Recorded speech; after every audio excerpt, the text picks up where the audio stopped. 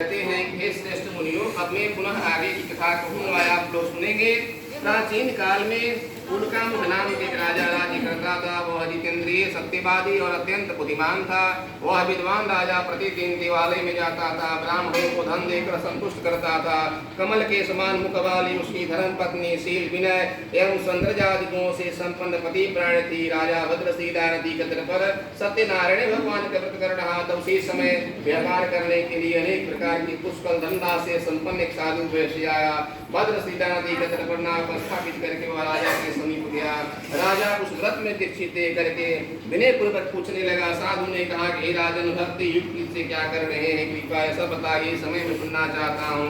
राजा बोले कि हे साधु, पुत्रादि की प्राप्ति की कामना से अपने बंधु बांधवों के साथ भगवान कतुलते संपन्न भगवान का व्रत कर रहा हूँ।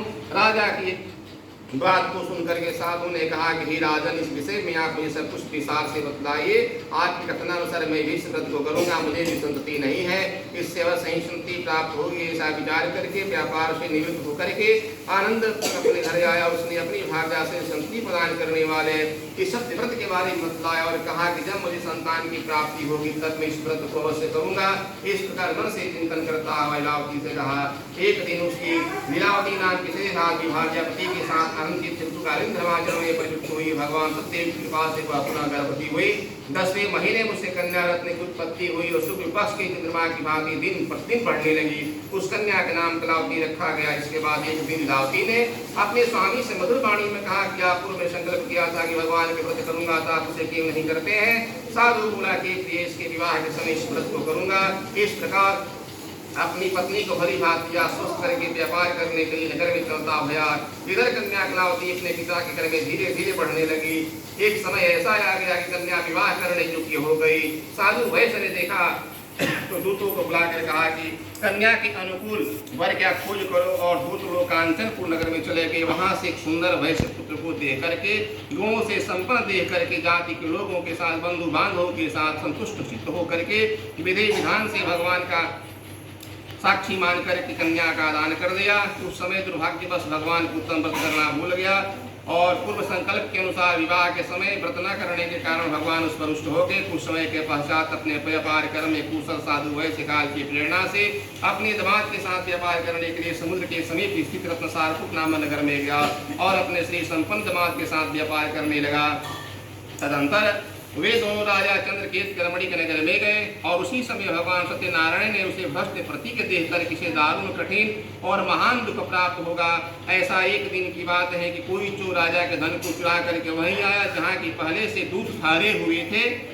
वह अपने पीछे दौड़ते हुए दूतों को देख करके भयभीत चित्त से धन वहीं छोड़ करके शीघ्र ही छिप गया।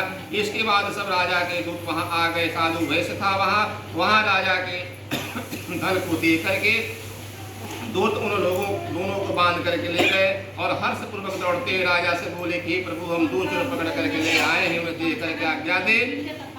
और आज्ञा से दोनों को शीघ्र ही तृप्तापूर्वक बांध कर बिना विचार किए महान कारागृह में डाल दिया गया। भगवान सत्यदेव की माया से किसी ने की बात को नहीं सुनी। राजा चंद्रकेत ने दोनों का धन भी जब्त कर लिया।